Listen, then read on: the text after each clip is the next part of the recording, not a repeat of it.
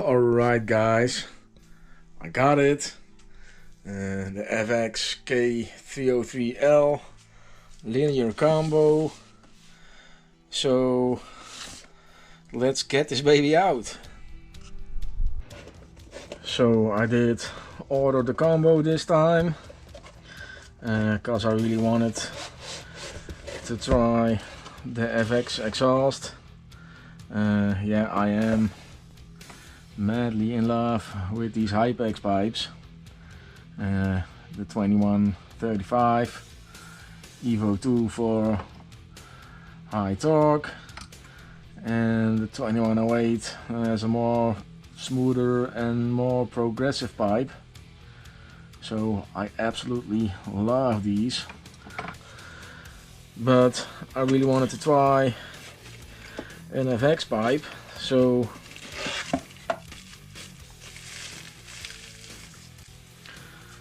it comes with the 2169,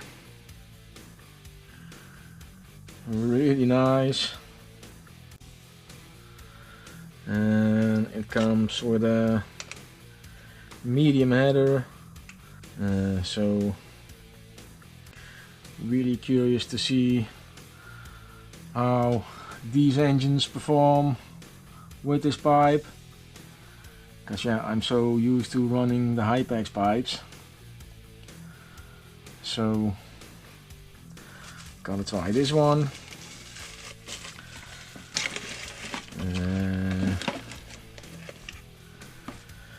Let's get this baby out.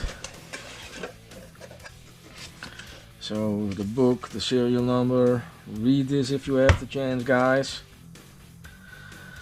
And here it is. First thing stands out is that the logo and the numbers are to the side, and all my other FX engines, the numbers are to the front and to the rear. So yeah, you can see which engines I ran the most. The 301, it's got a lot of gallons on it. The 502, not that much, but then the K303 and the 501 hasn't got that much fuel. And now K303L, brand spanking new. So I'm really curious to see what they changed about it. Let's get this back.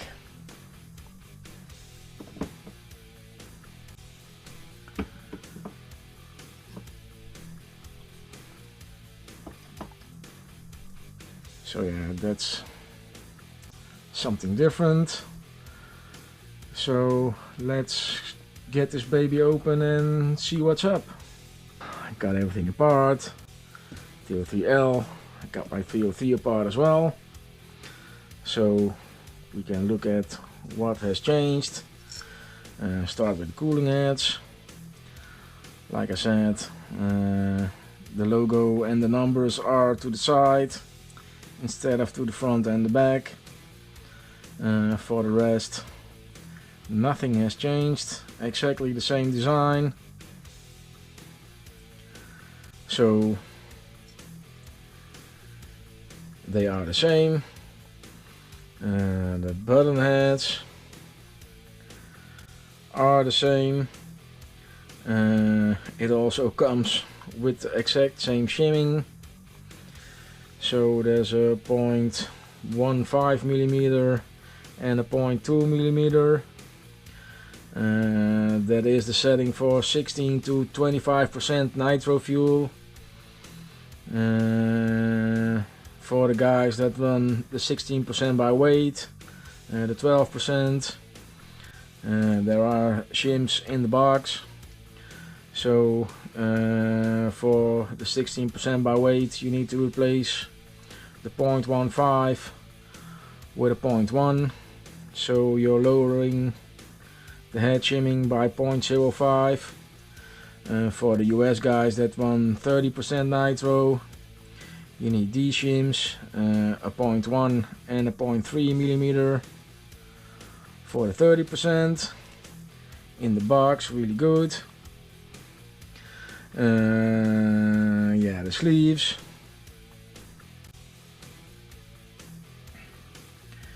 They are identical.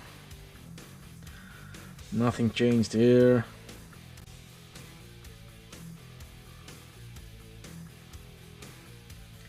It's the same.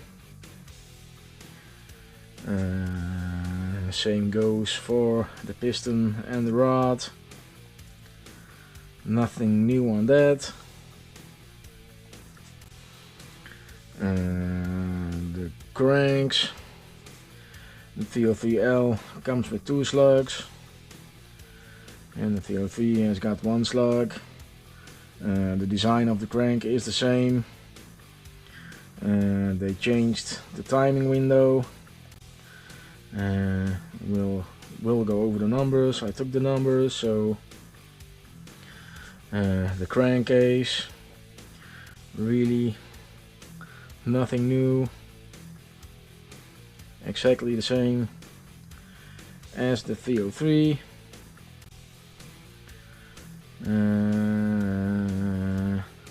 The carbs are the same.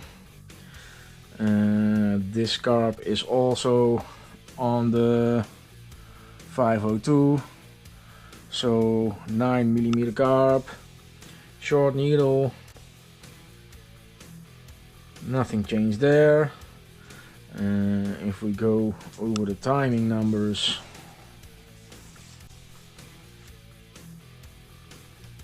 so the K303L bore and stroke 16.4 by 16.4, induction opening at 147, induction closing at 63, with a total of 210. The K303, same bore and stroke 16.4, 16.4, induction opening at 155, closing at 71, with a total of 226. So they gave it less timing. It opens later and it closes sooner, so less timing on the crank. That will result in a different carb setting. The break-in setting is at all the needles are flush, and if you measure the carb body like this, it's at 54 millimeters for the break-in. After the break-in, the standard carb setting, if you measure it on the K303, it is 53.4. High speed needle is 0.8 millimeters in van flush. Low speed needle is 0.4 millimeters in van flush. And with the carb from the L, the measurement on the body is 53 millimeters. So that's pretty small compared to this. I believe the 502 has a standard setting of 53.2, so in the middle of these. So yeah, like I said, 53 millimeters. The high speed needle is 0.8 millimeters in van flush, and the low speed needle is 0.8 millimeters in van flush. So that's a bit more than on K303. That will result in a very small idle gap. It comes down to an idle gap of 0.4, 0.45 millimeters. So really small. So I think this engine has got an exceptionally good fuel mileage with the timing and the carb setting. I was running up to 9.5 minutes with the K303, so my guess is The 303L will go over 10 minutes. So I'm really curious to see how it runs and how the fuel mileage is. Yeah, the back plates are also identical. So the only thing that's changed is the crank. Extra slug and less timing. So really curious to see how it runs. Unfortunately I cannot do the braking now. Its temperatures are around freezing point and it is pretty wet, so I'm not gonna do that right now, but I am really curious. So what I'm thinking now is to put this crank in the 303, and as soon as the weather is a bit better, try it out with the new pipe, and then we'll see what the difference is and how it runs. So I think this is it for today, guys, and I will talk to you later.